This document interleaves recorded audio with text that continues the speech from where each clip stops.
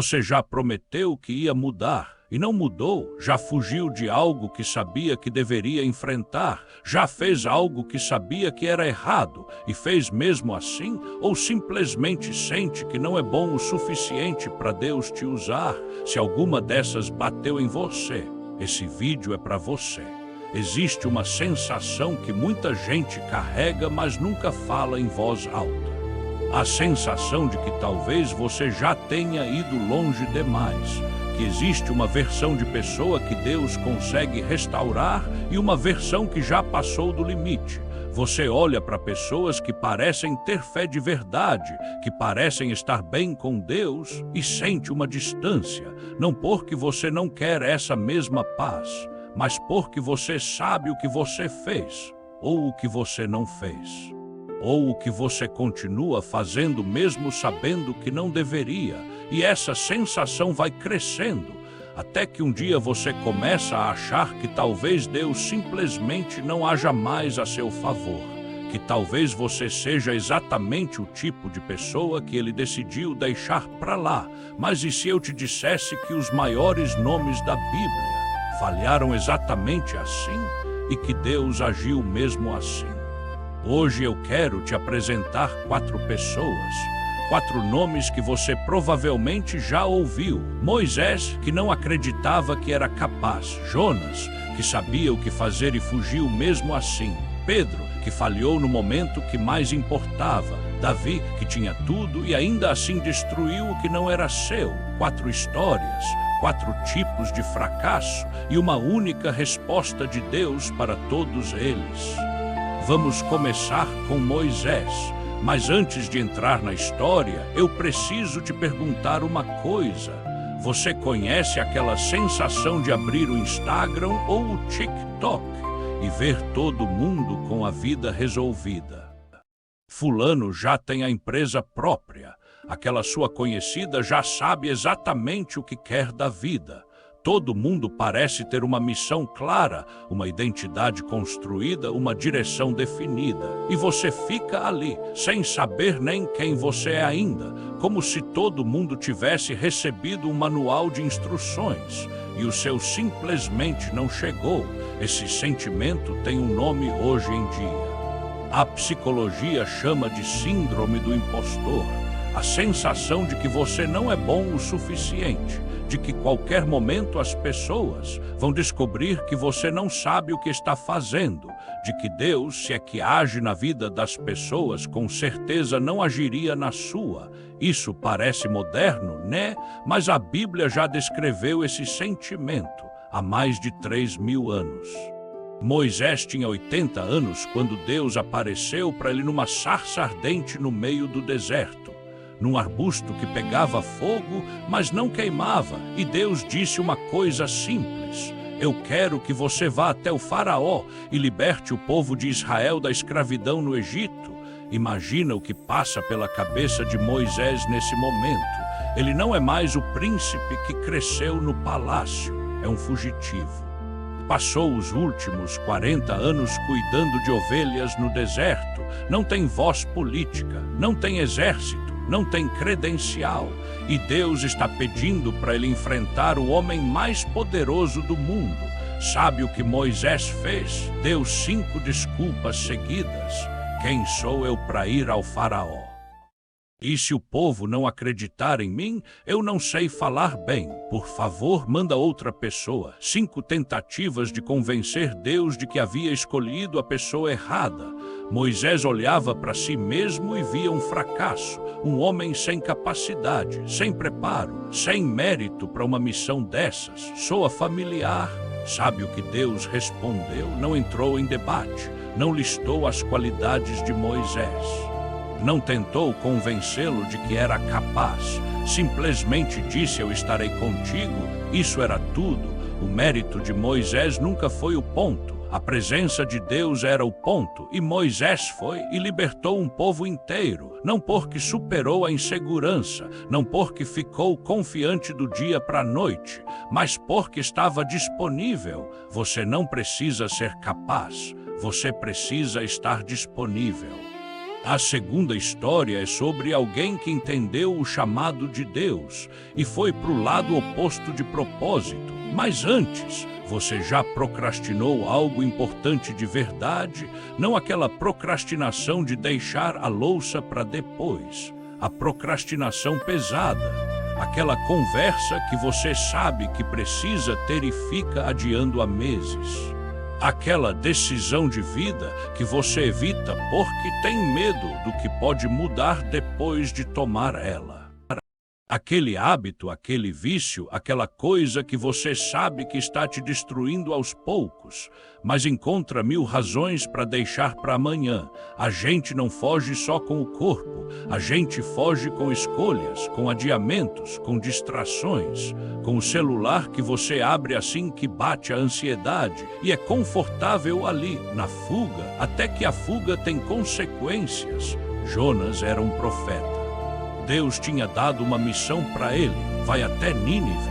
Fala para aquele povo que se eles não mudarem, a cidade vai ser destruída. Nínive era a capital do Império Assírio, o povo mais temido e violento da época, inimigos históricos de Israel. Jonas não queria ir, não foi fraqueza paralisante, foi uma decisão. Jonas foi ao porto, comprou uma passagem e embarcou no navio para o lado exatamente oposto do mundo, Tarsis, a cidade mais distante de Nínive que ele conseguiu encontrar. No meio do caminho, uma tempestade enorme, o navio ameaçando afundar, os marinheiros desesperados jogando cargas no mar, cada um orando para o seu Deus, e Jonas dormindo no porão do navio, até que o capitão desceu e acordou ele. Levanta, ora para o teu Deus. Talvez ele nos salve. Os marinheiros fizeram um sorteio para descobrir quem era o responsável pelo desastre. O sorteio caiu em Jonas. Ele confessou, disse para jogarem ele no mar, e eles jogaram, e um grande peixe engoliu Jonas. 3 dias e 3 noites no ventre do peixe, no fundo do mar, no ponto mais escuro, mais sufocante, mais distante de tudo, e foi ali que Jonas orou, não porque merecia uma segunda chance, mas porque não tinha mais para onde fugir, e Deus ouviu. O peixe vomitou Jonas em terra seca. E Deus disse a mesma coisa de antes. Vai até Nínive, sem cobranças, sem uma lista de condições, a mesma missão, a mesma voz, como se Jonas nunca tivesse fugido. Deus sabia onde Jonas estava o tempo todo. Não há lugar longe o suficiente, não há fundo suficientemente escuro. Não há fuga que coloque você fora do alcance de Deus. Não tem lugar longe o suficiente para Deus não te alcançar. Agora eu quero falar sobre a falha mais humana de todas, a que a gente tenta esquecer, mas não consegue. Aquela que aconteceu exatamente no momento que mais importava. Você já deixou de defender alguém quando devia? Ficou em silêncio quando todo mundo ao redor estava fazendo algo que você sabia que era errado e não falou nada? Concordou com uma opinião que discordava só porque era mais fácil do que criar atrito? Deixou um amigo para trás para não se comprometer. A gente não faz isso porque é mau caráter. A gente faz porque tem medo. Medo do julgamento, medo de perder a aceitação, medo de ficar do lado errado. E quando o momento passa, aquele silêncio vai pesando, fica lá e você carrega. Pedro era o discípulo mais vocal de todos, o primeiro a falar, o que dizia o que os outros só pensavam. Na véspera da prisão de Jesus, quando todo mundo estava tenso e em silêncio, Pedro foi o que se levantou. Mesmo que todos abandonem o Senhor, eu nunca vou abandonar. E Jesus olhou para ele com calma e disse: Pedro, antes do galo cantar esta noite, você vai me negar 3 vezes. Pedro não acreditou. Mesmo que eu precise morrer com o Senhor, não vou negar. Algumas horas depois, Jesus foi preso. Pedro seguiu de longe até o pátio onde Jesus estava sendo julgado. Ficou perto do fogo, no meio dos servos, tentando se aquecer, e uma criada olhou para ele, não um soldado, uma criada. Você também estava com Jesus, o Galileu. E Pedro disse: não sei do que você está falando.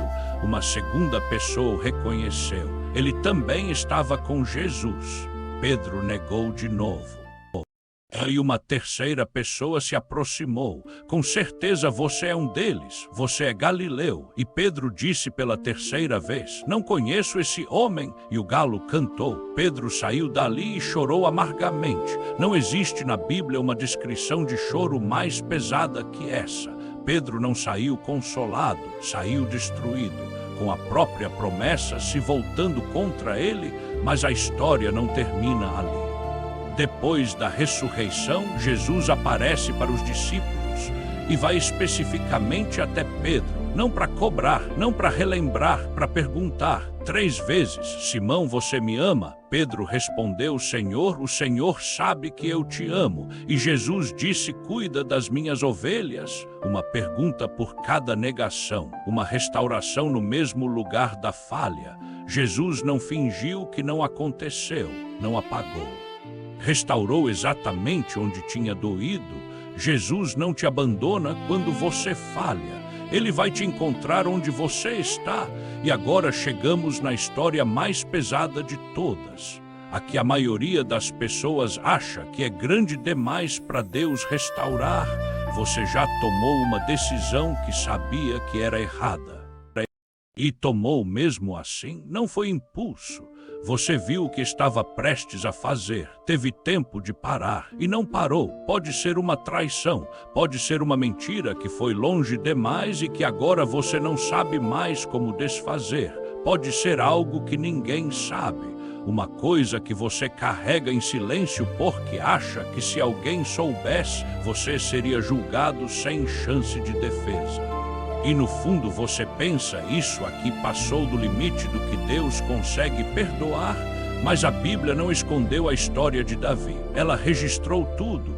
Davi era rei de Israel, o homem mais poderoso do país, amado pelo povo, chamado de ungido de Deus. E numa tarde, enquanto seus soldados estavam em guerra, Davi estava no palácio. Ele foi passear no terraço e viu uma mulher se banhando. Ela era casada. Davi mandou perguntar quem era ela. Soube que era Batseba, esposa de Urias, um dos seus soldados mais leais, e mandou buscá-la. Mesmo assim, quando Batseba enviou a mensagem de que estava grávida, Davi não parou, ele tentou encobrir. Mandou buscar Urias do campo de batalha, esperando que ele fosse para casa e o filho parecesse ser dele. Mas Urias não foi. Disse: como posso ir para casa beber, comer e dormir com minha esposa, enquanto meus companheiros estão em campo de batalha? E dormiu na porta do palácio. Davi tentou de novo, chamou Urias, embebedou ele. Urias ainda não foi para casa. Então Davi escreveu uma carta ao general do exército, uma carta escrita com a própria mão, instruindo o general a colocar Urias na linha de frente do combate e retirar os outros soldados para que Urias fosse morto. Urias morreu em batalha, carregando na mão a ordem da própria morte. Não foi impulso, foram decisões, uma atrás da outra, cada uma mais pesada que a anterior. Davi sabia o que estava fazendo em cada passo. Algum tempo depois, o profeta Natã foi até Davi. Contou uma história sobre um homem rico que tinha muitos rebanhos e que roubou o único cordeiro de um homem pobre para oferecer a um visitante. Davi ficou furioso. Esse homem merece morrer. E Natã apontou para ele: esse homem é você. O silêncio que deve ter caído naquele momento, a realidade de tudo que Davi tinha feito, colocada diretamente na sua frente, sem saída. E Davi escreveu o Salmo 51. Tem misericórdia de mim, ó Deus, segundo a tua bondade. Apaga as minhas transgressões, cria em mim um coração puro. Não é a oração de quem acha que merece, é a oração de quem sabe que não merece, e pede mesmo assim, e Deus ouviu, e Deus chamou Davi de homem segundo o coração de Deus, não apesar das falhas, mas através da disposição de voltar. Davi não voltou fingindo que não aconteceu, voltou com o peso na mão, e Deus recebeu mesmo assim. Se Deus pode chamar Davi assim depois de tudo isso, o que isso diz sobre como ele te vê? Você acabou de ouvir 4 histórias e talvez uma delas tenha batido diferente. Talvez você se viu no Moisés, achando que não é suficiente para ser usado, no Jonas, fugindo de algo que você sabe que precisa enfrentar, no Pedro, carregando um silêncio que pesa, no Davi, com algo que você nunca contou para ninguém. Essa semana, quando essa lembrança vier, não fuja dela, respira e faz uma pergunta simples: Deus, o que o Senhor faz com isso? Não precisa ter resposta na hora, não precisa ter as palavras certas, não precisa ter resolvido tudo antes de chegar, só faz a pergunta, porque Deus não está atrás de performance, Ele está atrás de você, agora, antes de você sair. Eu quero que você pare por um instante. Coloca uma mão no peito, fecha os olhos se você puder, respira fundo, solta devagar, de novo, inspira e solta. Você não precisa ter tudo resolvido agora, você só precisa estar aqui presente e aberto. Vamos orar. Senhor, muitas vezes eu acho que fui longe demais, que o que eu fiz, o que eu não fiz, o que eu continuo fazendo, é grande demais para ser restaurado. Mas hoje eu escolho acreditar que o Senhor age mesmo assim, que assim como o Senhor foi com Moisés mesmo na insegurança, como foi buscar Jonas no fundo do mar, como voltou para Pedro depois da negação, como ouviu Davi quando ele não merecia ser ouvido, o Senhor também me vê e age. Cria em mim um coração disposto a voltar. Não preciso ser perfeito para chegar até o Senhor, só preciso chegar. Fica comigo? Amém. Você já prometeu que ia mudar e não mudou. Moisés não acreditava que era capaz. Deus foi com ele mesmo assim. Você já fugiu de algo que sabia que deveria enfrentar? Jonas fugiu até o fundo do mar. Deus foi buscar mesmo assim. Você já falhou no momento que mais importava. Pedro negou 3 vezes. Jesus voltou para ele mesmo assim. Você já fez algo que sabia que era errado. Davi destruiu o que não era seu. Deus reconstruiu mesmo assim. Como Deus age quando você falha, Ele age mesmo assim. Se isso falou com você, não ignora isso. Talvez você nunca tenha visto a Bíblia dessa forma, mas isso é só o começo. Cada uma dessas histórias é muito maior do que o que eu contei aqui. No próximo episódio, a gente vai fundo em uma delas. Nos vemos lá.